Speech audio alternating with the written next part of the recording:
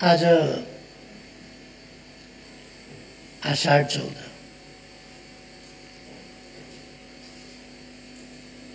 सायद आषाढ 14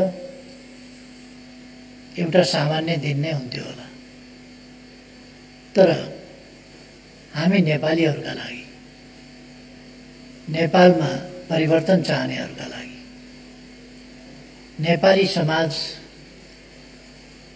अग्रगतिमा जाओस् भन्नेहरूका लागि, नेपालमा जनताको गणतन्त्रात्मक लोकतन्त्र स्थापना होस् भन्ने र स्थापना गर्न योगदान गर्नेहरूका लागि र यसलाई चिरस्थायी बनाएर अगाडि लिएर जान प्रतिबद्ध हुने नयाँ पुस्ताका लागि आजको दिन एउटा विशेष दिन भएको छ।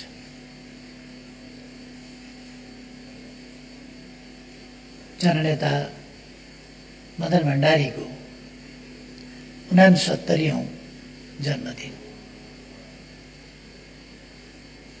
यस दिनको उपलक्ष्यमा सन्दर्भमा म सबै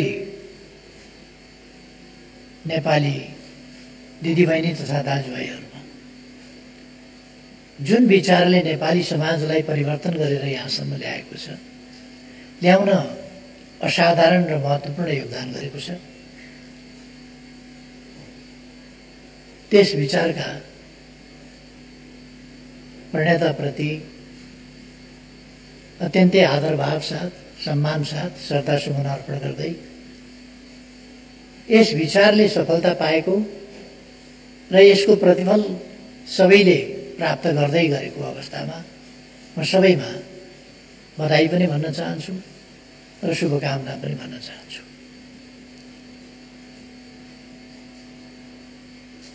जननेता मदन भण्डारीको सन्दर्भमा बोल्न थुप्रै विषयहरू छन्। उहाँका योगदानका थुप्रै पाटाहरू छन्, धेरै ठुलो योगदान छ। उहाँका प्रतिभाका थुप्रै आयामहरू छन् र ती योगदानहरूको सन्दर्भमा त्यसको असर कहाँ कहाँ छ, हिजो के असर पर्यो, आज के असर परिरहेको छ र भोलि के असर पर्नेछ, यस सन्दर्भमा पनि धेरै संक्षिप्तमा चर्चा गर्नु सम्भव हुँदैन। त्यसैगरी उहाँको व्यक्तित्व एउटा सफल र चमत्कारिक व्यक्तित्व र त्यो व्यक्तित्वका विभिन्न सफल र चमत्कारिक त्यस्तै आयामहरू, पक्षहरू, पाटाहरू, जुन हरेक आयामले उहाँका विचारलाई बल दिन, उहाँका विचारलाई फैलाउन, लोकप्रिय बनाउन र सफल बनाउन योगदान गरेको छ। असाधारण योगदान।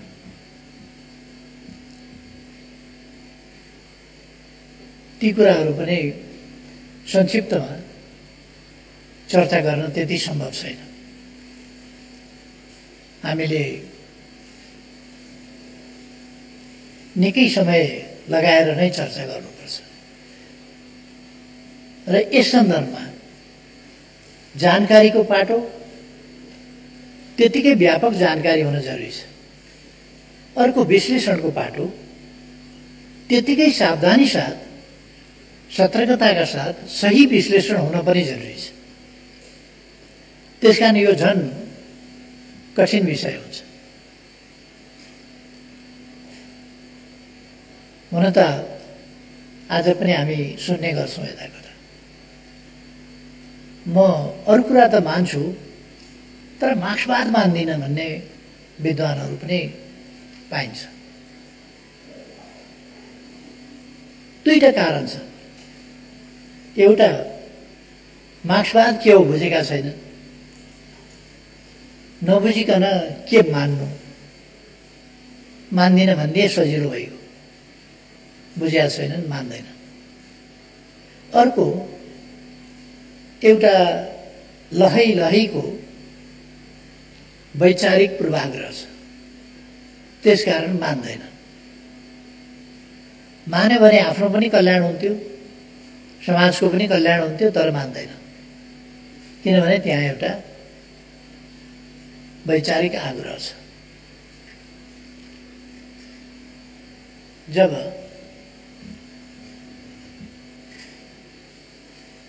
मार्क्स जस्तो यस सहस्राब्दीको सबभन्दा ठुलो चिन्तक भनेर ग्लोबल सर्वेले पटक पटक आकलन गरेको छ, त्यसको समीक्षा गरेको छ र निष्कर्षहरू निकालेको छ, र जसका विचारहरूले दुनियाँलाई परिवर्तित गरेका छन्। साम्राज्यवादको साम्राज्य फैलिएको थियो विश्वमा, पुँजीवादको विचारधारात्मक र व्यवहारिक रूपमा शासकीय अधिनायकत्व फैलिएको थियो दुनियाँमा। ठूला राष्ट्रहरूको सानाहरूमाथिको थिचोमिचो, अतिक्रमण, कब्जा, उपनिवेश बनाउने काम, तिनीहरूलाई लुट्ने काम भएको थियो। काम नस्टाउने साम्राज्यहरू स्थापना भएका थिए दुनियाँमा।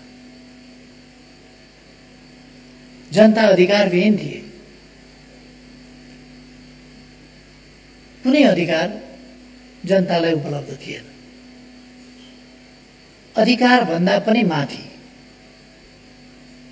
यति अधिकार भन्ने कुरा, अधिकार भनेपछि त्यो न्यायोचित सीमामा हुन्छ, तर स्वेच्छाचारिता वा तानाशाही भनेको अधिकार भन्ने परिभाषा भन्दा माथि कोही त्यस्तो थियो, शासक त्यस्तो हुन्थ्यो। दुनियाँमा महिला र पुरुषकै बीचमा घरैमा असमानता थियो, रङ्गभेद थियो दुनियाँमा,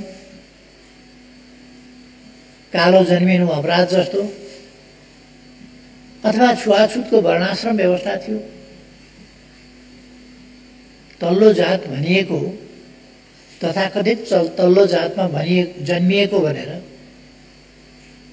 अछुत भनेर अपमानित गरिने यस्ता व्यवस्थाहरू थिए।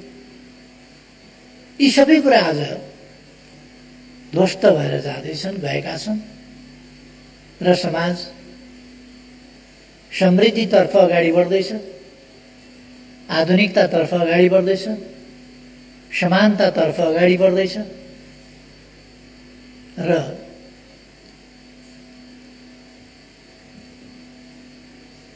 त्यो समानता क्रमशः सुदृढ हुँदैछ।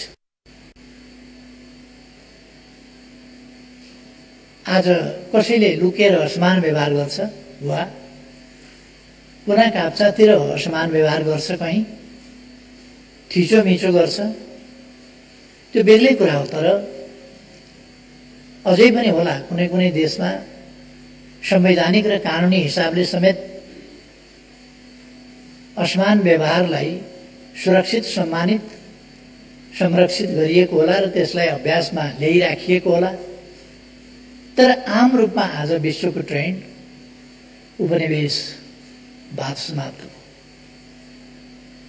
साम्राज्यवाद फिर्ता गयो, आफ्नै देशमा गएर खुम्च्यो। भेदभाव, थिचोमिचो, अन्याय र शोषण अनुचित हो भन्ने कुरा स्थापित भयो। कसका विचारले, कसले गर्दा? मार्क्सवाद मान्दिनँ भन्दा भन्दै पनि त्यही कुरा अभ्यास गर्न, मार्क्सवादको विरोध गर्दा गर्दै पनि त्यही कुरा अभ्यास गर्न विवश छ मान्छे। मार्क्सवादसँग असहमत बुद्धिजीवी पनि के बुझेको छ मार्क्सवाद? उसले मानव जातिभित्र रहेका असमानता, भेदभाव, थिचोमिचो, अन्याय, अत्याचार अन्त्य हुनुपर्दछ, समाजमा समृद्धि हुनुपर्दछ र समृद्धिको उपभोग केहीले गर्ने होइन, सबैले गर्न पाउनुपर्छ। कोही दमित थिचोमिचोमा पर्न पाउनु हुँदैन भन्ने नै कार्ल मार्क्सका सामाजिक भनाइहरू। ती सामाजिक भनाइ द्वन्द्वात्मक भौतिकवादी दर्शनबाट आएका छन् र ती सामाजिक भनाइ ऐतिहासिक भौतिकवादी दर्शनबाट आएका छन्। मार्क्सको त विरोध गर्छन् भने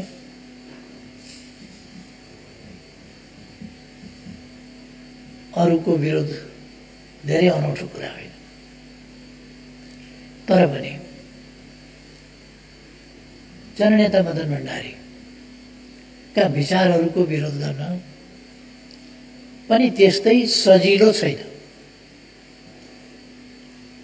जननेता मदन भण्डारीका विचारहरूको सैद्धान्तिक वैचारिक पूर्वाग्रहको कारणले पूर्वाग्रही दृष्टिबाट विरोधका लागि विरोध गर्न सक्छ कसैले, तर उहाँले अगाडि सार्नुभएका मान्यताहरूको विरोध त्यो सहज छैन। यसै कारण उहाँका विचारले एउटा स्थापित मिडिया हाउसबाट कतैबाट एउटा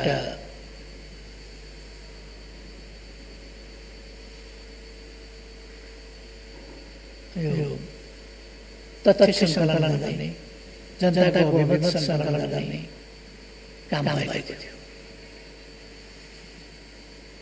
त्यसले परिणाम के दियो भन्दा मदन भण्डारी 20औं शताब्दीमा नेपालको राजनीतिलाई सर्वाधिक प्रभावित गर्ने व्यक्ति अथवा उहाँ शताब्दी नायक, शताब्दी नायकको रूपमा 20औं शताब्दीमा नेपालको राष्ट्रिय राजनीतिलाई, नेपाली समाजलाई सबभन्दा बढी प्रभावित गर्न सक्ने र त्यसलाई परिवर्तन गर्न सक्ने, जस्तो मार्क्सले 19औं शताब्दी यता उहाँका विचारहरू आए, 19औं शताब्दी 20औं शताब्दी र 21औं शताब्दीलाई नै जस्तो सर्वाधिक प्रभावित गरिरहनु छ। उहाँका दर्शनले दर्शनको क्षेत्रमा, विज्ञानको क्षेत्रमा, खोजको क्षेत्रमा, अनुसन्धानको क्षेत्रमा, समाज विज्ञानको क्षेत्रमा, समाजको व्यवस्थापनको क्षेत्रमा र यस्ता ठुला परिवर्तनको क्षेत्रमा जुन योगदान दिइरहेको छ। त्यसैगरी नेपाली समाजमा आधारभूत रूपमा कार्ल मार्क्सकै सोचहरू तथा दार्शनिक सोचहरू कै आधारमा मदन भण्डारीले नयाँ चिन्तकको रूपमा नयाँ सोचहरूलाई सार्नु। उहाँलाई नेपाली जनताले चिन्न बहुत कम समय पाए। उहाँ 47 साल कार्तिक 25 गते खुला मञ्चमा निस्किनु। 23 गते संविधान जारी भयो। 25 गते पार्टीको तर्फबाट प्रवक्ताको रूपमा खुला मञ्चमा निस्किनुभयो र मदन भण्डारीका नाममा उहाँले जनतालाई सार्वजनिक ढङ्गले पहिलोपल्ट सम्बोधन गर्नुभयो र दुनियाँलाई के थाहा भयो भने उहाँ महासचिव भन्ने थाहा भएन, किन त्यो दिन महासचिव भनिएन, प्रवक्ता भनियो। तर संविधानको सम्बन्धमा उहाँले जे भन्नुभयो, नेपाली समाजको परिवर्तन, नेपाली समाजको अग्रगमन, नेपाली जनताका आकांक्षाहरू जारी संविधानमा 2047 साल कार्तिक 23 गते जारी भएको संविधानमा कति पूरा भए कति पूरा भएनन् कति बाँकी रहे र कति कुरा हुनु पर्थ्यो भएनन्। कति कुरामा नेपाली जनताको असहमति छ र नेपाली जनताको भावनाको हितको प्रतिनिधित्व गर्ने मेरो पार्टीको पनि यसमा असहमति छ र म ती असहमतिहरू राख्छु भनेर उहाँले 27 वटा कुरामा असहमति राख्नु। त्यसबेला त्यो त्यति ठुलो कुरो जस्तो भएन, तर पछि 63 सालमा वैशाख 11 गते संसद पुनर्स्थापना भएपछि जेठ 15 गते संविधान संशोधनका मदन भण्डारीले राख्नुभएका 27 वटा बुँदाहरू त्यति बेला पुनर्स्थापित गर्न पर्यो अथवा ती बुँदाहरू पुनर्स्थापित भए। राजनीतिका सन्दर्भहरू एउटा समयका सन्दर्भ अर्को समयमा मिल्दैनन्, सन्दर्भ परिवर्तित भएको हुन्छ। हामीले कतिपल्ट संवैधानिक राजतन्त्र भनेका छौँ। त्यो एउटा संवैधानिक राजतन्त्र भन्नुका पछाडि तात्कालिक शक्ति सन्तुलनको अवस्था र त्यसबेला त्यस नाराबाट अगाडि जनताको शक्तिलाई सचेत, सङ्गठित र परिचालित गर्न सकिने त्यस सम्भावनालाई हेरेर भनेको थियो। र समय परिवर्तित हुँदाखेरि त हाम्रो रणनीतिक उद्देश्य भनेको गणतन्त्र नेपाल हो, गणतान्त्रिक लोकतन्त्र हाम्रो उद्देश्य हो हामीले भनेका थियौँ। तर कार्यनीतिक रूपमा तत्कालका लागि शक्ति सन्तुलनले हामीलाई सीमित गर्दा हामीले ती चिजहरू गर्नु परेको थियो। मैले थुप्रै ठाउँमा भनेको छु, जाडो छ तर ज्याकेट छैन भने हामीले ज्याकेट किन्न गएर ज्याकेट लगाउन सकिएला, तर ज्याकेट किनेर नलगाएसम्म कमिजबाटै काम चलाउनुपर्छ। जाडो छ, सिरक बनाउनु छ, कम्बल किन्नु छ या सिरक किन्नु छ, नकिनेसम्म च्यादर स्यादर केही छ भने पनि त्यसले ओढेर भए पनि अलिकति जाडो कम गर्नुपर्दछ। म यहाँ मदन भण्डारीका विचारहरूको कुरा गर्दै थिएँ। लोकतन्त्रका सम्बन्धमा मदन भण्डारीका विचारहरूको सशक्तता पाइला पाइलामा देखिन्छ, विचारका अनेक पक्षहरूमा देखिन्छ। मदन भण्डारीले लोकतन्त्र, जनतन्त्र कस्तो हुन्छ भन्दा वास्तविक लोकतन्त्रमा राजतन्त्र हुँदैन, वास्तविक जनतन्त्र लोकतन्त्रमा राजतन्त्र हुँदैन, गणतन्त्र हुन्छ। जन्मसिद्ध श्रेष्ठताको सिद्धान्त भनेको वैज्ञानिक कुनै आधार नभएको, तथ्य नभएको, तार्किकता पनि नभएको, केही पनि नभएको कि अज्ञानीहरूले मान्ने कि स्वार्थी तत्त्वहरूले मान्ने कुरा हो। त्यसबाट लाभ लिने उद्देश्यले राजतन्त्र चाहिन्छ भनेर विभिन्न कुतर्क गर्नु एउटा कुरा हो। नत्र जन्मसिद्ध श्रेष्ठताको जन्मिँदै शासक हुनुपर्छ भन्ने मान्यता भनेको पहिलो त मूर्खताबाट सुरु हुन्छ। जन्मसिद्ध श्रेष्ठताको सिद्धान्त भनेको कुनै पनि हालतमा लोकतान्त्रिक सिद्धान्त होइन र हुन सक्दैन। यो कुरालाई संयुक्त राष्ट्रसङ्घले पनि मान्दैन, संयुक्त राष्ट्रसङ्घको बडापत्रले पनि मान्दैन जन्मसिद्ध श्रेष्ठताको कुरो। तर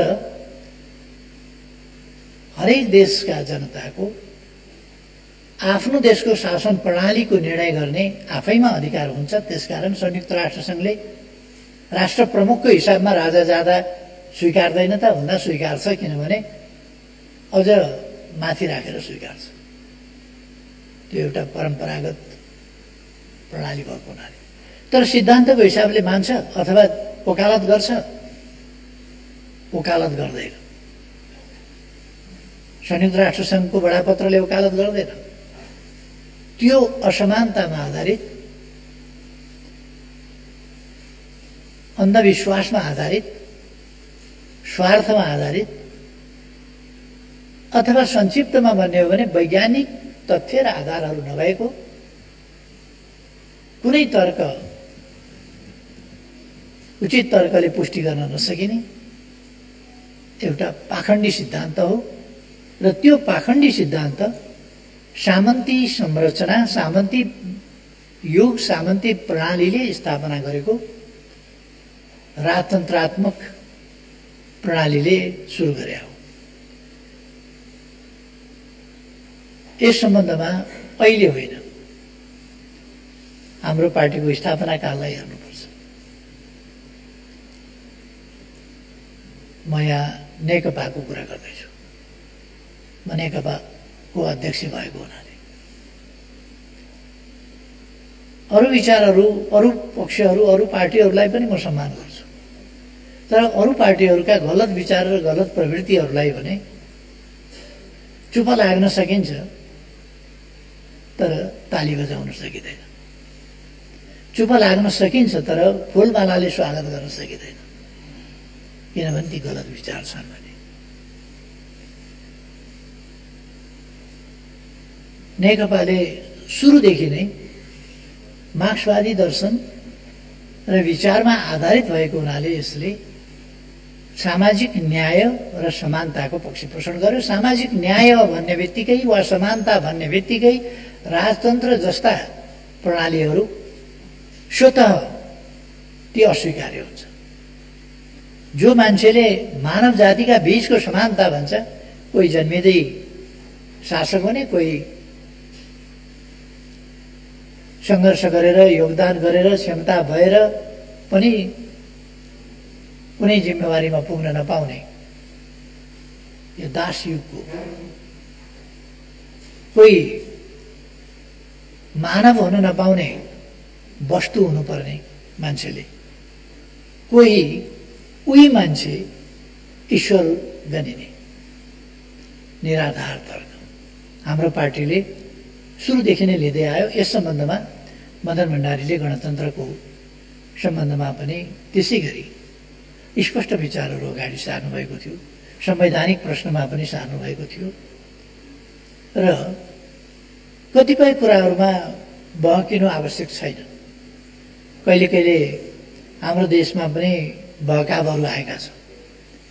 साम्प्रदायिक विद्वेषका, संकीर्णताका, क्षेत्रीयताका, जातीयताका, भाषिकताका अथवा आस्था समूहका अनेक प्रकारका हाम्रा विविधताहरूलाई साम्प्रदायिकतामा बदलेर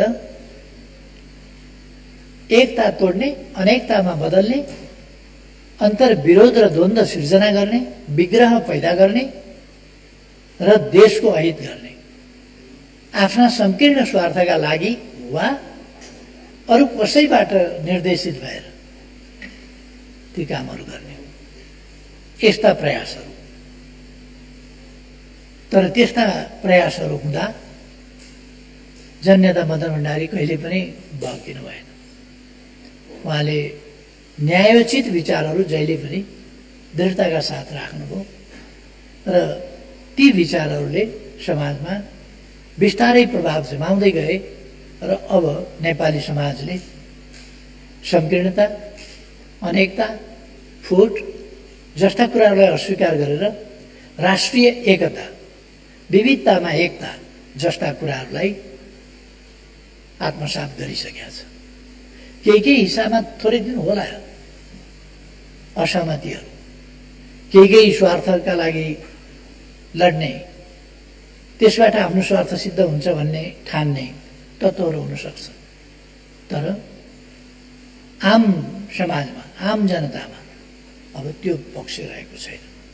राष्ट्रिय एकताको पक्षमा, राष्ट्रिय सार्वभौमसत्ताको पक्षमा, भौगोलिक अखण्डताको पक्षमा, स्वाधीनताको पक्षमा, राष्ट्रिय हितहरूको पक्षमा जननेता मदन भण्डारीले कसरी सोच्नुहुन्थ्यो, अब कुनै नयाँ विषय रहेको छैन।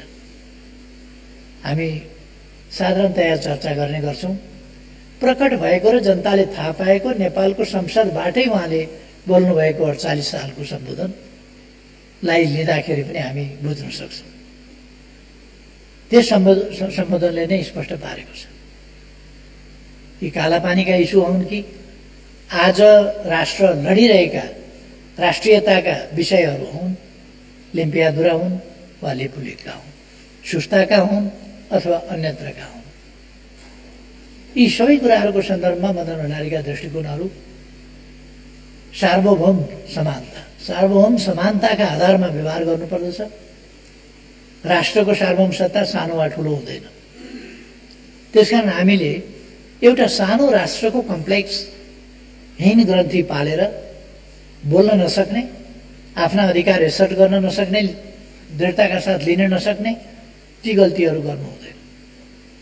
हामीले दुई ठुला शक्तिशाली बलिया देशका बीचको एउटा केही पनि गर्न नसक्ने निरीह तरुल हौं भनेर बस्ने समय छैन। हामी तरुल होइनौं। हामी एउटा ठूलो सम्भावना, अत्यन्तै गौरवपूर्ण इतिहास बोकेको विगत र अहिलेको गतिशील वर्तमान र ठूलो सम्भावना, उज्यालो सम्भावना, महान सफलताहरूको सम्भावना बोकेको स्वतन्त्र सार्वभौम सत्ता सम्पन्न राष्ट्र, गौरवपूर्ण राष्ट्र जो कसैको अधीनस्थ भएर बस्न स्वीकारेन। ठूला बलिया देशहरू पनि त्यसरी उपनिवेश हुँदा पनि यस देशले औपनिवेशिकतालाई स्वीकारेन। त्यो गौरव भएको सम्भावना बोकेको देश र यसले आफ्नो ताकत, विगतको गौरवपूर्ण इतिहास, आजको गतिशीलता पनि कम गौरवपूर्ण छैन, अत्यन्तै गौरवपूर्ण छ र भोलिका सम्भावनाहरू अझ प्रबल छन्। होला एकछिनका लागि कोभिड-19ले हामीलाई अप्ठ्यारो पारे होला, अर्थतन्त्र अलिक खस्काइदिएको होला, 8.5% को आर्थिक वृद्धि दरको अपेक्षालाई गम्भीर धक्का दिएर 2.5 तिर झार्दिने खतरा पैदा भएको होला। तर यो अस्थायी घटनाक्रम हो। फेरि हामी यसबाट अगाडि बढ्छौँ। यो एउटा नयाँ घटनाक्रम, हामीले तयारी पनि गर्न नपाएको, हामीले कहिल्यै सामना गर्नु नपरेको यस्तो चीज आइपर्यो, त्यसले विश्वलाई नै आक्रान्त बनायो। तर यसको हामी सामना गर्न सक्छौँ, गर्छौँ र अगाडि बढ्छौँ। एकछिन corona virus, novel corona virus अथवा कोभिड-19 आयो। यसले जनजीवनमा, सामाजिक जीवनमा, शिक्षामा, स्वास्थ्यमा, आर्थिक उत्पादनमा, आर्थिक क्रियाकलापमा अथवा सामाजिक जीवनका विविध पक्षमा अत्यन्तै दुष्प्रभावित गर्यो भने पनि हामी फेरि उठ्न सक्छौँ र सुन्दर नेपाल परिकल्पना पछि मदन भण्डारीका विचार बोकेर सरकारमा पुग्न पाउने बित्तिकै पहिले त मूर्छित भएका सपनाहरू जगाउनु पर्यो, जनतामा खसिएको आत्मविश्वास जगाउनु पर्यो, परिवर्तन जो हामी प्राप्त गरिरहेका छौँ या गर्दै गएका छौँ त्यसप्रति जनताको विश्वास जगाउनु पर्यो। यी कामहरूतिर हामी लाग्यौँ र हामीले समाज परिवर्तनका निम्ति जननेता मदन भण्डारीका विचारहरूलाई अगाडि राखेर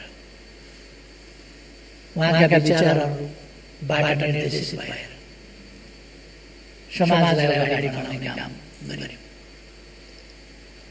राष्ट्रियताको सवालमा होस्, नाकाबन्दीको हामीले सामना गर्यौँ। नबनाऊ संविधान भन्दा भन्दै हामीले बनायौँ। नाकाबन्दीको हामीले सामना गर्यौँ। दुईटा छिमेकी मध्ये एउटा छिमेकीमा निर्भर गरेर आश्रित भएर हामी भारत बेष्टित भएर खुम्चिएर बसेका थियौँ। हामीले देखिसकेका थियौँ हिमालबाट पनि बाटो बन्न सक्छ, हिमाल क्रस गर्न सकिन्छ, विभिन्न पार्श्वबाट हामी हिमाल क्रस गर्न सक्छौँ र दुईटा छिमेकी मध्ये दुईटै बाटो हामी यातायात र परिवहनका सुविधा लिन सक्छौँ र यातायात र परिवहनका क्षेत्रमा हामी एक देशबाट बेष्टित भएर छेकिएर भूपरिवेष्टित मात्रै होइन, एक देशबाट बेष्टित भएर बस्नु पर्दैन। हामीले मौका पाउने बित्तिकै चीनसँग ट्रान्सपोर्ट ट्रान्जिट एग्रिमेन्ट गर्यौँ।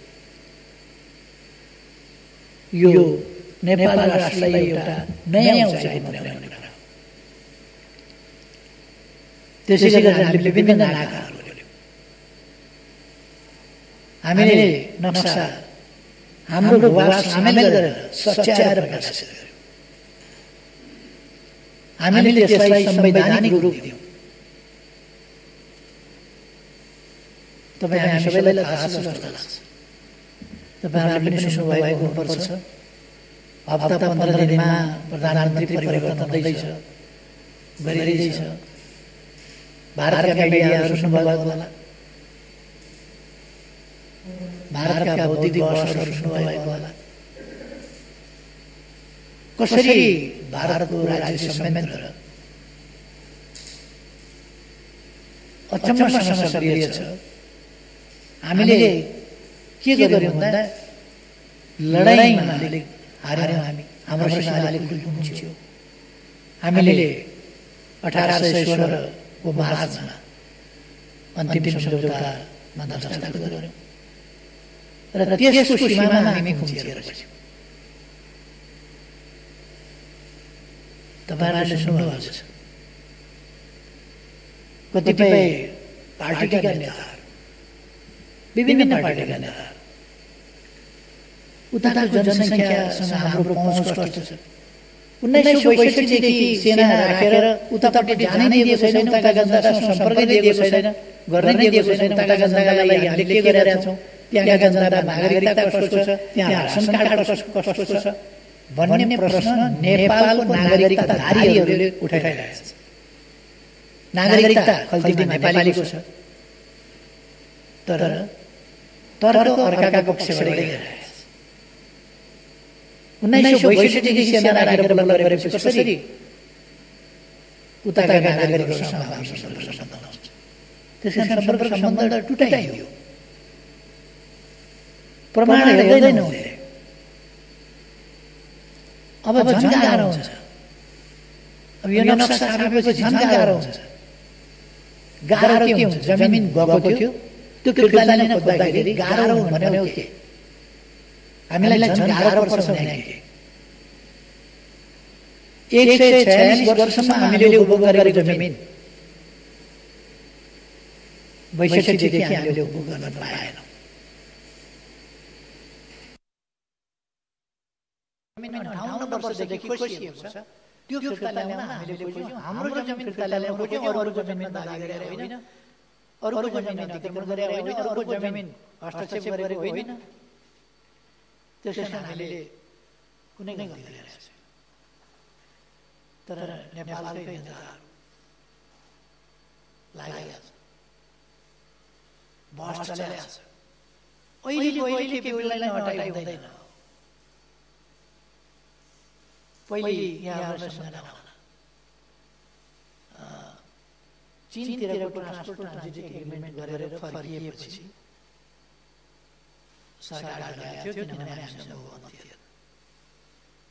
अहिले त्यही सपना देखेर संविधान संशोधन भयो, नक्सा जारी भयो। त्यसो भएपछि यस्तो अपराध गर्ने केटीहरूलाई अब भित्रभित्रको कुरा हो, बाहिर भन्न नसक्ने, तर भित्रभित्र यस्तो अपराध गर्नेलाई चाहिँ दिल्लीका सञ्चार माध्यमहरू सुन्नुहोस्, त्यसैले निर्देश गरिहाल्छ कि कहाँ कहाँ के भइरहेछ। यहाँका होटलहरूमा भइरहेका गतिविधिहरू त्यसले पनि भइरहेको छ। एम्बेसीको सक्रियता त्यसले पनि भइरहेको छ। तर म तपाईँलाई यति भन्छु, नेपालको राष्ट्रियता यति कमजोर छैन नक्सा छापे बापत, संविधानमा नक्सा सामेल गरे बापत यस देशको प्रधानमन्त्रीलाई हटाउँछु भन्ने कसैले सपना देखेको छ भने आजको राष्ट्रियता त्यस्तो कमजोर छैन। यो नसोचे पनि हुन्छ। त्यसकारण यो भ्रम कोसिस गर्नलाई गर्न दिउँ, तर हिजोको जस्तो होइन। कसैले हतार नगरे पनि हुन्छ र कसैले विभिन्न आग्रहहरू नपाले पनि हुन्छ। मलाई प्रधानमन्त्रीको जिम्मेवारीमा बसिरहन मन छैन। तर यति बेला म हट्ने हो भने फेरिदेखि नेपालको पक्षमा बोल्ने आँट कसैले गर्न छैन, किनभने भोलिपल्ट बर्खास्त हुन्छ।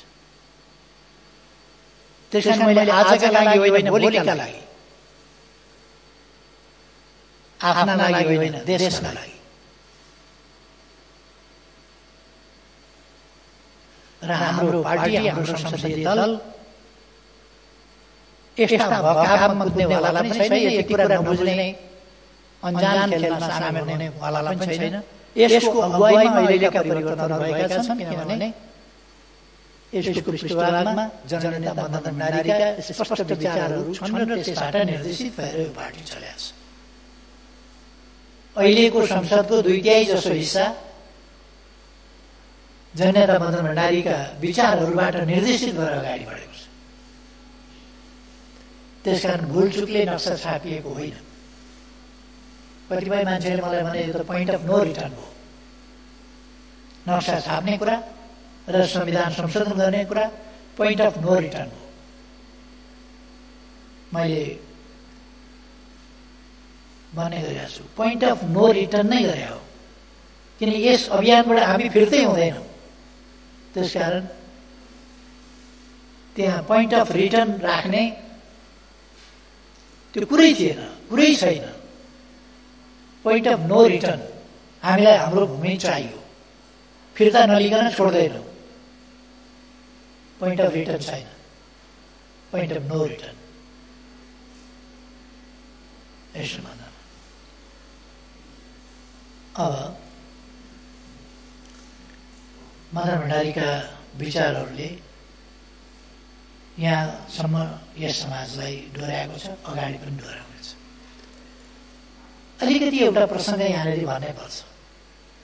मदन भण्डारीका विचार कति बेला सुसङ्गठित भए, कति बेला बढी परिमार्जित भए, कति बेला मदन भण्डारीका विचारहरूले स्पष्ट दिशा लियो र त्यो लिने मौका पायो। त्यो वातावरण कति बेर पायो, जति बेर दुनियाँमा समाजवाद सकियो, मार्क्सवादका दिन गए, मार्क्सवादी दर्शन भनेको केही होइन भन्ने कुरा प्रमाणित हो। एउटा इतिहासको अन्त्य भयो। इतिहासको अन्त्य मात्र होइन, end of the history, end of the time. यस्ता बदमासहरू in the name of philosophy यस्ता कुराहरू आए। सोभियत सङ्घ ढल्यो, टुक्रियो, पूर्वी युरोप भताभुङ्ग भयो। त्यस्तो बेलामा कम्युनिस्ट आन्दोलनमा कमी कहाँ छ? के कारणले कम्युनिस्ट आन्दोलनका विभिन्न गढहरू, किल्लाहरू भत्किँदैछ? किन यत्रो लामो इतिहास भएका यी समाजवादका इमारतहरू भत्किए? त्यसको समीक्षा गर्न थियो, ती कमी कमजोरी हटाउन थियो, के हुन् कमी कमजोरी पहिचान गर्न थियो, ती पहिचान गरेर हटाउन थियो। त्यो मौका त्यो समयले सबैलाई उपलब्ध गराएको थियो। तर त्यो समयको विश्लेषण गर्न मार्क्स भएका बेला, कार्ल मार्क्स जन्मेका बेला पनि थुप्रै मान्छेहरू त सधैँ थिए, थुप्रै दार्शनिक थिए, विद्वान थिए। तर सबैले संश्लेषण गरेर दर्शनको बारेमा चिन्तन त हजारौँ वर्ष अगाडिदेखि हुँदै आएको थियो। तर मार्क्सको समयमा पनि अरू थुप्रै दार्शनिक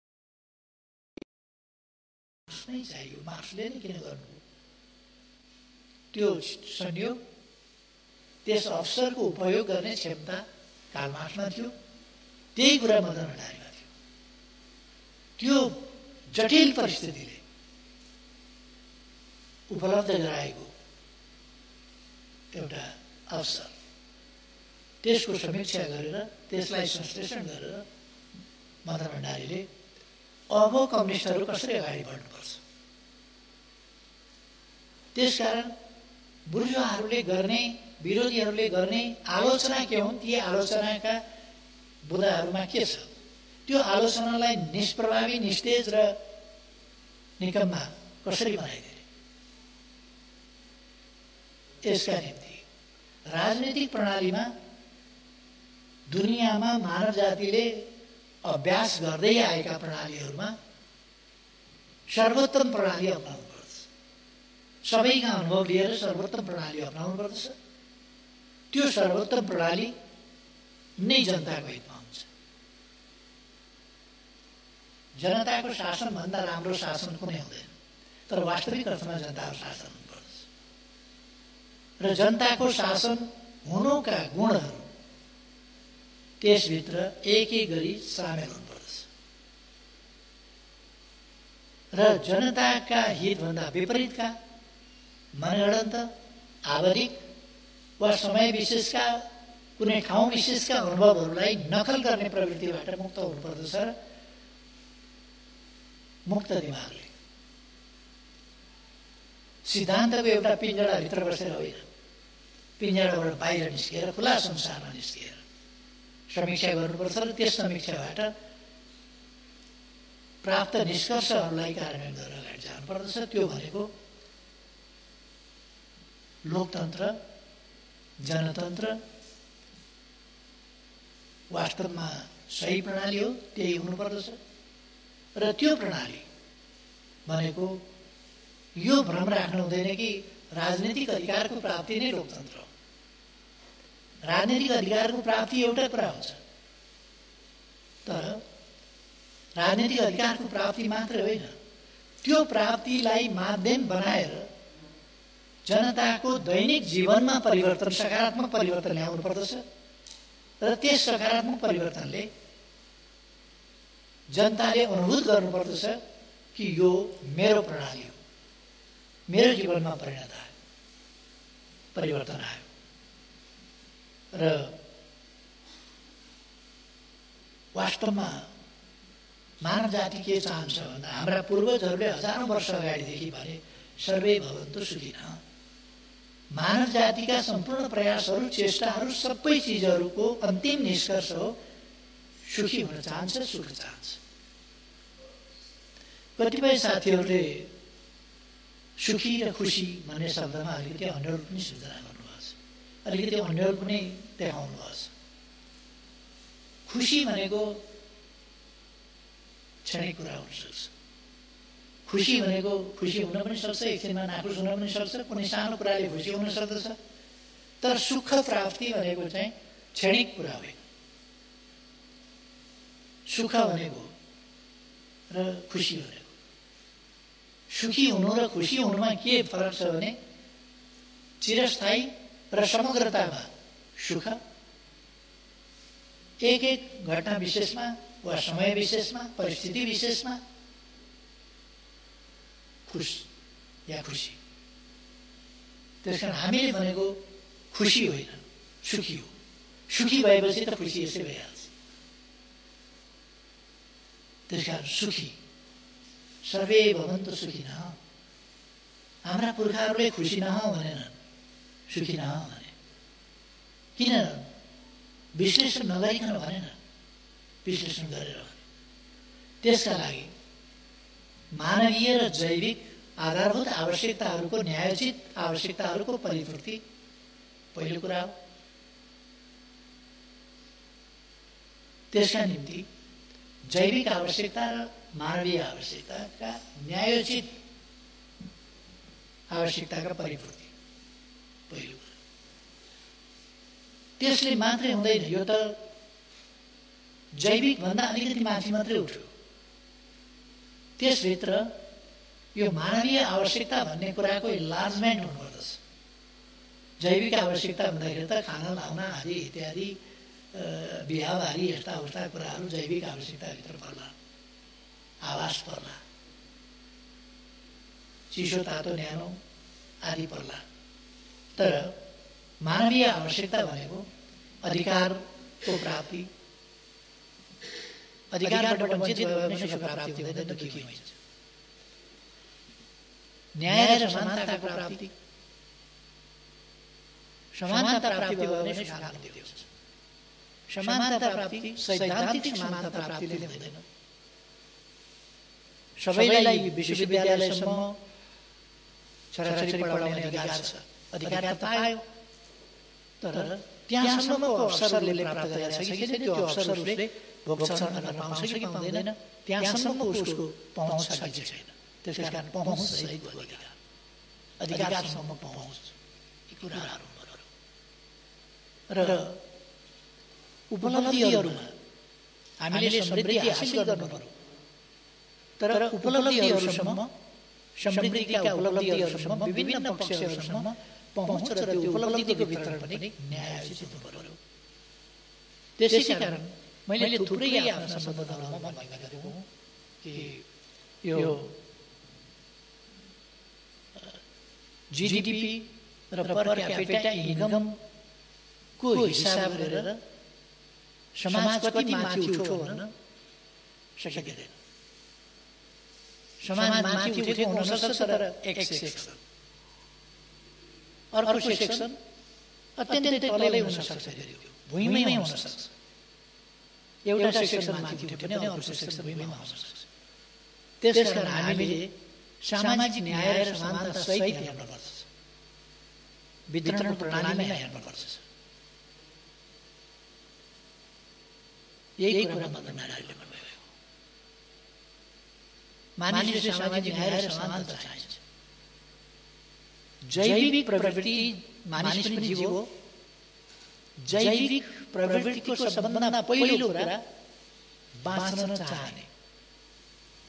कुनै पनि जीव चेतना छ भने, चेतना भएको सचेत जीव पहिले बाँच्न चाहन्छ। तपाईँले खानेकुरा कुनैलाई दिनुहोस्, सुरक्षित महसुस गर्दैन भने उसले खाना मान्दैन। त्यसकारण सुरक्षा महत्त्वपूर्ण कुरा हो र एकदमै आधारभूत कुरा हो। जीवन रक्षा उसको पहिलो इच्छा हो, पहिलो चाहना हो, पहिलो प्रवृत्ति हो। त्यसकारण सुरक्षा। अर्को कुरा, हामी एउटा विषम समाजबाट आयौँ, असमान समाजबाट आयौँ, भेदभावयुक्त समाजबाट आयौँ। त्यसकारण उसले सम्मानयुक्त जीवन जिउन चाहन्छ। किनभने मानिस सचेत प्राणी हो, सम्मानपूर्वक दियो भने उसले नमिठै चिज पनि आरामसँग खान्छ। साह्रै स्वादिष्ट परिकार दिनुहोस्, उसलाई भोक लागेको छ, तर सम्मानजनक ढङ्गले दिनु भएन भने उसले त्यसलाई अस्वीकार गर्छ, खाँदैन। सम्मान अथवा मानिस सचेत प्राणी भएको हुनाले उसको मस्तिष्क चाहिँ बहुतै गतिशील हुन्छ, बहुतै सचेत हुन्छ र त्यसले सम्मानको पक्षलाई बहुतै महत्त्व दिन्छ। त्यसकारण सम्मान जीवन, निर्भय जीवन, समानतायुक्त जीवन, सम्मानयुक्त जीवन, अधिकार र अवसरसम्म पहुँच भएको जीवन, अधिकार सम्पन्न जीवन र यी जैविक र मानवीय आधारभूत आवश्यकताहरू परिपूर्ण भएको जीवन, समृद्धि सहितको समानता या समानता सहितको समृद्धि, यो नै सुख प्राप्तिको एउटा ठाउँ बिन्दु। जुन कुरा मदन भण्डारीका सोचहरू, मदन भण्डारीले लोकतन्त्र भन्दा, मदन भण्डारीले डेमोक्रेसी भन्दा, यी कुराहरूको अर्थसहित कम्प्रेहेन्सिभ डेमोक्रेसी जो आजकल हामीले प्रयोग गरिरहेका छौँ, कम्प्रेहेन्सिभ डेमोक्रेसी, सम्पूर्ण लोकतन्त्र, त्यो पोलिटिकल मात्रै होइन, त्यो इकोनोमिक मात्रै होइन, त्यो अर्को मात्रै होइन, एउटा पक्ष मात्र होइन, समग्र पक्ष जो मानव जीवनका लागि आवश्यक छ, त्यो समग्र पक्षको लोकतन्त्र, त्यो आवश्यक छ। लोकतन्त्रका सम्बन्धमा उहाँका मूल मान्यताहरू त्यस्ता हो, जसले गर्दा मदन भण्डारीका विचारहरूसँग टकराउन खोज्यो भने गलत तर्कहरूको या गलत उद्देश्यहरूको, गलत मनसायहरूको सहारा लिनुपर्छ, आड लिनुपर्छ अथवा त्यसको शरणमा पर्नुपर्छ। त्यसकारण त्यसले जित्दैन। मैले अस्ति नक्सा प्रकाशन र नक्सा संविधानमा राख्ने सन्दर्भमा मैले एउटा कुरा भनेको थिएँ कि सत्यमेव जयते, वास्तवमा सत्यमेव जयते। अन्तिममा सत्यले जित्छ। कतिपल्ट सत्य हार्छ। 1962 देखि अहिलेसम्म त कालापानी लिम्बियाद्वारा लिपुलेखमा सत्य हारिरहेको छ। तर सत्यले अन्तिममा जित्छ। हामी उहिले जेलमा हुँदाखेरि गाउने गर्थ्यौँ। एउटा अमेरिकन राइटर हुनुहुन्छ, उहाँको गीत We shall overcome, हामी जित्नेछौँ एक दिन भन्ने गीत हामी गाउँथ्यौँ। आजकल हामीले त्यो गीत गाउनु पर्दैन। त्यो गीत दुनियाँका बाँकी भागमा धेरै ठाउँमा त्यो गीत सान्दर्भिक छ। तर हाम्रो ठाउँमा भन्ने हो भने हामीले shall overcome someday होइन, we have already overcome, we have overcome।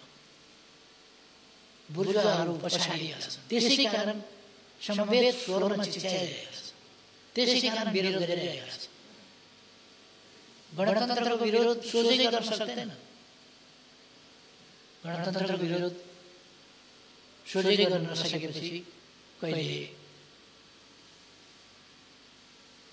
घरेलु हुनेको राष्ट्रपतिको साडीको विरोधमा विरोध गर्छ, कहिले कर्मचारी किनेर राष्ट्रपति भवनमा कार्यालयमा राखेको कुनै कार्पेटको चर्चा गरेर राष्ट्रपतिको विरोध गर्छ। राजतन्त्र हुँदा विरोध गर्दैन। अहिले मेरो सम्बन्धमा पनि भन्छन्, तपाईँहरूले लेखिरहनु भएको छ, मैले खुट्टामा जुत्ता लगाएको छु, केही असाध्य पीर परेको छ, सही नसक्नुहोस्। यो मान्छे त गाई भैँसी चराउने गोठालो हो, कहिले चप्पल लाउँथ्यो, कहिले खाली खुट्टा कुद्थ्यो। यो त त्यहाँ गाई भैँसी चराएर खाली खुट्टा हिँड्नुपर्ने मान्छे हो। यो जुत्ता लगाएर यहाँ प्रधानमन्त्रीका कुर्सीमा बस्न मिल्ने हो अहिले भन्ने पीर छ। म हुँ अथवा जो कोही, जनताको शासन, जनताबाट उठेका व्यक्तिहरूको शासन, देशका लागि केही गरेका व्यक्तिहरू शासनमा पुग्ने, सरकारमा पुग्ने र वास्तवमा शासनलाई शासन ठान्ने, यो एउटा सेवाको माध्यम भनेर बुझिने, जो मैले रिपिटेडली भनेको छु। तर पीर परेको छ उनीहरूलाई हामी शासक भयौँ कि भन्ने। हामी शासक होइनौँ, हामीलाई शासक हुन इच्छा पनि छैन। र म शासक हुन जन्मिएको मान्छे होइन, देशको सेवा गर्न जन्मिएको मान्छे हो। मैले सुरुमा राजनीति थाल्दा, राजनीति अगाडि बढाउँदा, राजनीतिक जीवन अगाडि बढाउँदा कहिले पनि शासकको परिकल्पना गरेन। जेलमा हुँदा होस्, जहिले होस्, यस देशको सेवा म जेलमा बस्दा पनि गरिरहेको छु भन्ने ठान्थे। सही मान्यतामा म अडेको छु र सही मान्यताका लागि म लडेको छु र त्यसै कारण यहाँ जेलमा सडेको छु। त्यो मेरो एक काम हुन्थ्यो। म आज पनि आफूलाई जनताको सेवक, देशको सेवक ठान्दछु र त्यही अनेस्टीका साथ काम गर्छु। तर केहीलाई पीर छ। थुप्रैले भन्छन्, थुप्रै बुद्धिजीवीहरूले टेलिभिजन प्रोग्रामहरूमा भनेको सुनेको छु मैले, त्यो चप्पल लगाएर हिँड्थ्यो। भूमिगत हुँदा त्यसलाई मैले भेटेको थिएँ, चप्पल लगाएर हिँडिरहेको थियो। आज जुत्ता लगाएर हिँड्छ। त्यो काठमाडौँमा साइकलमा हिँड्थ्यो। म साइकलमा हिँड्थेँ, साँचो कुरा हो। त्यो हेर्दा हेर्दै माननीय भयो, सांसद भयो, मन्त्री भयो, प्रधानमन्त्री भयो। यो सुहाउने कुरा हो। एउटा गाउँको झुत्रे झामले भैँसी गोठालो गाई गोठालो यसो सुन्न नहुने हो। मदन भण्डारीको सन्दर्भमा पनि अलिअलि त्यस्ता आलोचनाहरू आउँछ। तर जनताको शासन हामीले भारतमा हेर्यौँ भने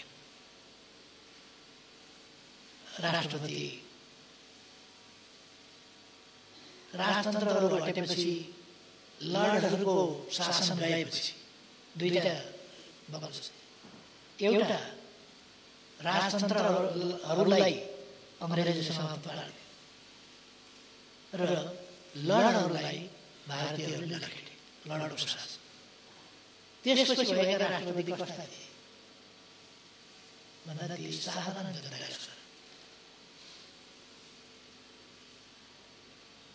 विभिन्न दलित जातिबाट उठेका राजा महाराजाले दिने संविधानको अगुवाई संवैधानिक समितिका सभापतिको हिसाबले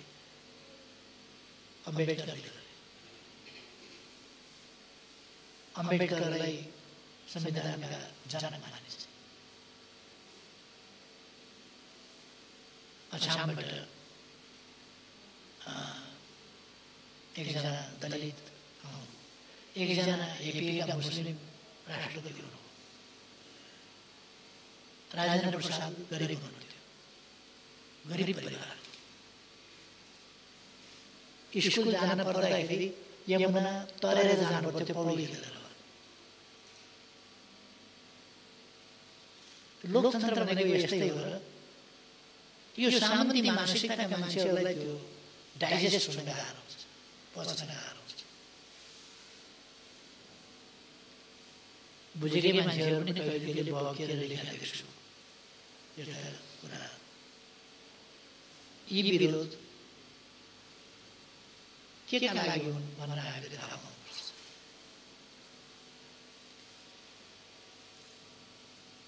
जननेता मदन भण्डारीका साहित्यिक आयामहरू छन्। मैले अहिले धेरै समय लिन चाहन्न हो, किन उहाँका साहित्यिक आयामहरू, साहित्यमा उहाँको दृष्टिकोण के हो, साहित्य कसरी प्रकट हुनुपर्छ, साहित्य कसरी जनताका बिचमा जानुपर्छ, साहित्यले के बोकेर जानुपर्छ, साहित्यले जनतालाई के दिनुपर्छ, यो कुरा पाइन्छ। समीक्षा उहाँका समीक्षाहरूमा पाइन्छ, उहाँका कविताहरूमा पाइन्छ, उहाँका गीतहरूमा पाइन्छ, उहाँका रचनाहरूमा पाइन्छ र उहाँका राजनीतिक साहित्यहरूमा पाइन्छ। उहाँको विद्वताको मैले धेरै चर्चा गर्नुपर्छ जस्तो लाग्दैन।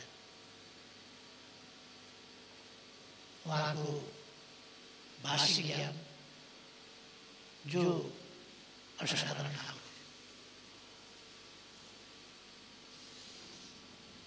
कतिपयले मैले नै बोलेको बुझ्दैन, मदन भण्डारीले बोलेको नबुझ्नु त स्वाभाविक हो। मैले बिम्बहरू प्रयोग गर्छु हुँदा मैले उपमाहरू, दृष्टान्तहरूको प्रयोग गर्छु। उखान टुक्का भन्यो भनेर कराएर हिँड्छ। उखान के हो, बिम्ब के हो, उखान के हो, उपमा के हो, दृष्टान्त के हो। हाम्रो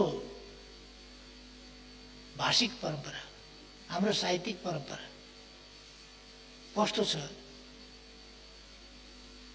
त्यो बिल्कुलै नबुझेका मान्छेले साधारणतया गाउँघरतिर पनि गाउँका हाम्रा दिदीबहिनीहरू, हाम्रा दाजुभाइहरू घाँस काट्दा काट्दै यस्ता रचनाहरू गर्छन् जहाँ यस्ता बिम्बहरू प्रयोग गर्छन्।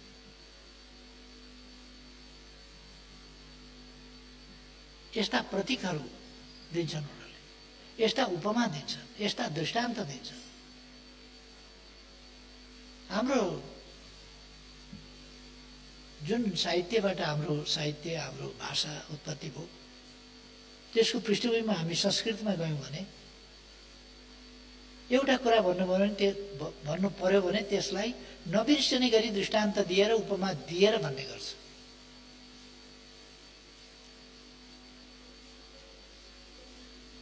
यदि यस्तो भन्नु पर्यो कि राम्रा समयमा, राम्रा दिनमा, राम्रा समयहरूमा हौसिनु मात्तिनु पनि हुँदैन र नराम्रो समय आयो भनेर आत्तिनु, चिन्तित हुनु, हरेस खानु पनि हुँदैन भन्न पर्यो भने उसले त्यसरी मात्रै भन्दैन। उसले अर्को दृष्टान्त दिन्छ। उदय सविता रक्त रक्त शास्तौमय तथा। सूर्य जसरी उदाउँदा पनि रातै भएर उदाउने खुसियालीमा पनि, उदय भइराखेको खुसियालीमा पनि सूर्य रातै हुन्छ। अस्ताउने दुःखका बेलामा पनि, अस्ताउनु पर्दा पनि फेरि रातै भएर अस्ताएको हुन्छ। त्यसकारण सुखमा होस् कि दुःखमा होस्, म ताम एक रूप था। ज्ञानीहरू एकरूपतामा हुन्छ। जस्तो कि उदय सविता रक्त रक्त शास्तौमय तथा। उदाउने बेलाको खुसियालीमा पनि सूर्य रातै हुन्छ, अस्ताउने बेलाको दुःखमा पनि रातै हुन्छ। त्यसकारण यो जिन्दगीलाई त्यसै रूपमा लिनुपर्छ, सुख होस् वा दुःख होस्। यो दृष्टान्त यसो भनेपछि उदय सविता रक्त रक्त शास्तौमय तथा। उदाउँदा पनि रातै हुन्छ, अस्ताउँदा पनि रातै हुन्छ भनेपछि मान्छेले कहिल्यै बिर्सिँदैन। मैले सानैमा पढेको अहिलेसम्म बिर्सिएको छैन। किन बिर्सिएको छैन भने त्यसलाई त्यसै गरी नबिर्सने गरी आकर्षक ढङ्गमा प्रस्तुत गरेको छ। छन्द, लय आदि कुरा धरतीको यही भागमा पैदा भयो। त्यसकारण हामी त्यो परम्परा, त्यो गौरवपूर्ण परम्परा, त्यो साहित्यिक परम्पराको एउटा प्रतिबिम्बको रूपमा मदन भण्डारीलाई पाउँछौँ साहित्यिक क्षेत्रमा। उहाँका बिम्बहरू, उहाँले प्रयोग गर्ने उपमाहरू, दृष्टान्तहरू साहित्यमा असाधारण छन्, जसले गर्दाखेरि जनताले उहाँले बोलेको भाषा बुझ्छन् र प्रभावित हुन्छन्। उहाँले कन्भिन्सिङ क्यापेसिटी उहाँमा छ। उहाँले सम्झाउन सक्नुहुन्छ, चित्त बुझाउन सक्नुहुन्छ। त्यो क्षमता छ। त्यो भाषिक क्षमता मात्र होइन, त्यो शैलीगत क्षमता, दृष्टान्त, उपमा आदिका कुरा, यी सबै कुराले उहाँले चाहिँ बताउन सक्नु।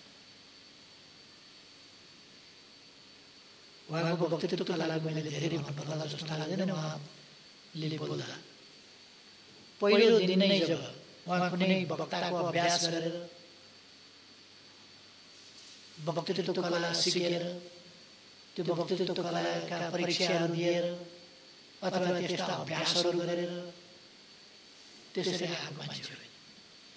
उहाँ त सङ्घर्ष गरेर आएको मान्छे हो, गाउँमा सङ्गठन गरेर आएको मान्छे हो। भूमिगतबाट निस्किएर पहिलो दिन बोल्दा नै बाँकी आश्चर्यचकित आए। अनि ईर्ष्या गर्नेहरू निस्किए। चर्को बोलेर के हुन्छ? चर्को बोलेर अरूलाई होच्याएर यस्तो गर्दा के हुन्छ भन्ने तत्कालबाट निस्किए ईर्ष्याको कारणले।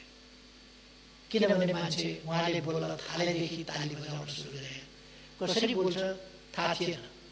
त्यसकारण पहिले हात बाँधेर बसेको चुप लाए। जब बोलाइ सुरु भयो त्यसपछि ताली बजाउन सुरु गरे। जब बोल्दै जानुभयो ताली बजाउँदै रहे। त्यसपछिका सभाहरूमा अब मदन भण्डारी आउनुहुन्छ भनेपछि नै ताली सुरु हुन्थ्यो। किनभने राम्रो बोल्नुहुन्छ भन्ने अनुमान, कन्भिन्सिङ बोल्नुहुन्छ भन्ने अनुमान हो। त्यसै कारण त हो पहिलेदेखि ताली बजेको पहिलेदेखि ताली बजे। त्यो असाधारण वक्तृत्व कला। यस्ता उहाँका आयामहरू, विभिन्न आयामहरू छन्, तर सर्वाधिक महत्त्वपूर्ण आयाम उहाँका विचार हो। उहाँले समाजलाई जुन विचार दिनुभयो, जे राष्ट्र राष्ट्रियता बारे उहाँले धारणा दिनुभयो, जुन लोकतन्त्र बारे उहाँले धारणा दिनुभयो, लोकतान्त्रिक गणतन्त्र बारे धारणा दिनुभयो र सामाजिक न्यायका बारे उहाँले धारणा दिनुभयो र उहाँले आफैले लेख्दाखेरि अहिले हामीले राजनीतिक सन्दर्भमा राजनीतिक क्षेत्रमा थपेका विशेषता के हुन्, अगाडिका कुराहरू चाहिँ के हुन् अहिलेको राजनीतिक सन्दर्भमा भन्ने कुरामा उहाँले जनताको बहुदलीय जनवादका 14वटा थप विशेषता भनेर लेख्नु। धेरै साथीहरूमा के परेको छ भने जनताको बहुदलीय जनवादका विशेषता भनेका यिनै 14वटा हो, होइन। त्यो 14वटा त्यति बेलाको राजनीतिक सन्दर्भमा राजनीतिक मामलाका यी 14वटा चाहिँ थप विशेषताहरू, जो नयाँ जनवादभन्दा पृथक, अरू जनवादहरूभन्दा पृथक, यो नयाँ खालको कम्युनिस्ट ट्रेन्डबाट जो आएको विचार हो, त्यसमा नयाँ राजनीतिक थप विशेषताहरू। तर समग्र विशेषता नै तिनै हुन् त जनताको बहुदलीय जनवादका भन्दा होइन। जनताको बहुदलीय जनवादका धेरै विशेषताहरू छन्, पुरानै विशेषता र थप विशेषता। पुराना विशेषतामा मार्क्सवादी दर्शन, समाज परिवर्तनका लागि नेतृत्व विज्ञान, सङ्गठन विज्ञान जस्ता लेनिनवादी सिद्धान्तहरू, त्यसपछि अरू कुनै देशको नकल गर्ने होइन, आफ्नो देशको मौलिकतामा आफ्नो परिस्थिति, आफ्नो समयलाई हेरेर तिनको सही समीक्षा गरेर नीतिहरू निर्धारण गर्नुपर्छ। जहिले पनि देश र जनतालाई केन्द्रभागमा राखेर निर्णय गर्नुपर्छ, आफूलाई केन्द्रभागमा राखेर होइन। सिद्धान्तको पिंजडाबाट मुक्त भएर त्यसलाई सन्दर्भको रूपमा लिन सकिन्छ, तर त्यसबाट मुक्त भएर हामी अगाडि बढ्नुपर्छ स्वतन्त्र मनले र निर्भीकता र दृढताका साथ जनताको शक्तिलाई सङ्गठित गरेर अगाडि बढाउने, सङ्गठित, सचेत, सङ्गठित र परिचालित। यसबाट जनताको शक्तिलाई सचेत गर्ने र शक्ति वृद्धि गर्ने यी कुरा हिंसाको माध्यम होइन, शान्तिपूर्ण बाटोबाट हामी विचारले जित्न सक्छौँ। जनताका हितका पक्षमा हामीले दृढताका साथ र भने जस्तै आचरणका साथ गयौँ भने जनताको मन जित्न र बहुमत प्राप्त गर्न सक्छौँ। अब आफ्नो स्वार्थका लागि कहिल्यै पनि पार्टीभित्र, आन्दोलनभित्र देशका कुरा नगर्ने, जनताका कुरा नगर्ने, मेरो के भयो त, मैले के पाएँ त भन्ने, एकपल्टले चित्त नबुझ्ने, दुईपल्टले चित्त नबुझ्ने, कति वर्ष चलाउँदा चित्त नबुझ्ने खालका प्रवृत्तिहरू, जनताप्रति चिन्ता नगर्ने, आफ्नो मात्रै चिन्ता गर्ने हो भने त अनि जनताको भलो हुन्छ कसरी? त्यसकारण जे भनिन्छ त्यो संसारको आचरण गर्नुपर्छ। त्यसकारण मैले थुप्रै ठाउँमा बोल्दाखेरि पनि गरेको छु। मैले भर्खरै पनि बोल्दा भनेको थिएँ, हरिभक्त कटुवालले एउटा कविता लेख्नुभएको छ, मैले धेरै सन्दर्भमा उल्लेख गरेको छु। साथीहरू त्यहाँ त साथीहरू भनेको छैन, उनले कवितामा प्रिय जुनलाई हेर्दा टाढैबाट हेर, नजिकबाट होइन, नजिकबाट हेऱ्यो भने त्यहाँ दाग धब्बा देखिन सक्छ। नेताहरू पनि मलाई त्यस्तै हुन्छ। मैले गरेका कामतिर नहेर, मैले भनेका कुरा मात्रै सुन। मेरा भनाइ र मेरा गराइहरू दाँजेर नहेर। मैले भनेका आदर्श र मैले अपनाएको व्यवहार त्यसको तुलना नगर। टाढैबाट हेर प्रिय, नत्र भने दाग धब्बा देखिन सक्छ। यस्तो भन्यौँ भने हामीले मदन भण्डारीका विचार अगाडि लान सक्दैन।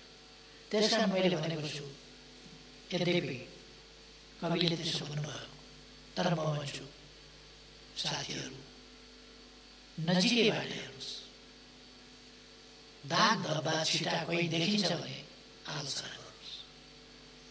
दाग धब्बा र छिटाहरू कपडामा शरीरमा लाग्नु भनेको देशको हितमा हुँदैन, जनताको हितमा हुँदैन, सदाचारको हितमा हुँदैन, आदर्शको हितमा हुँदैन। त्यसकारण नजिकबाट हेर्नुहोस् र आलोचना गर्नुहोस्। मदन भण्डारी त्यसका लागि सधैँ खुला हुनुहुन्थ्यो।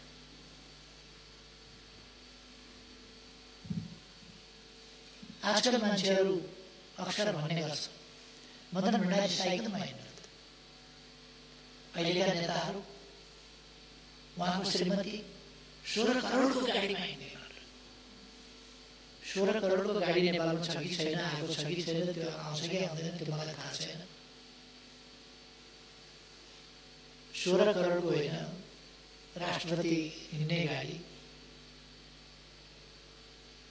बाटामा जाँदा जाँदै स्टार्ट बन्द हुने पुरानो गाडी। अब यो ईर्ष्या भावका कुराहरू गरौँ। राष्ट्रपति साइकलमा हिँड्दैन हो, स्विडेनका राजा साइकलमा हिँड्छन्, बडो चर्चा छ। मैले पनि कहिले कहिले गर्छु चर्चा। तर के गाडी नभएर साइकलमा हिँड्यौँ? गाडीमा हिँड्दैन, स्कर्टिङ हुँदैन फङ्सनहरूमा, त्यो कुरा होइन। स्कर्टिङ पनि हुन्छ, गाडी पनि हुन्छ, सबै कुरा हुन्छ। तर दरबार नजिकैको रेलवे स्टेसनमा कहिले पनि साइकल लिएर जान्छ, यो सबको कुरा हो।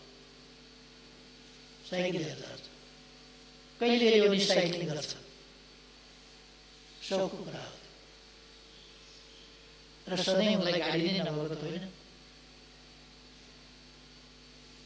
मदन भण्डारीको धर्मपत्नी साइकल चलाउन जानुहुन्न, अनि साइकलै चलाउनुपर्छ भने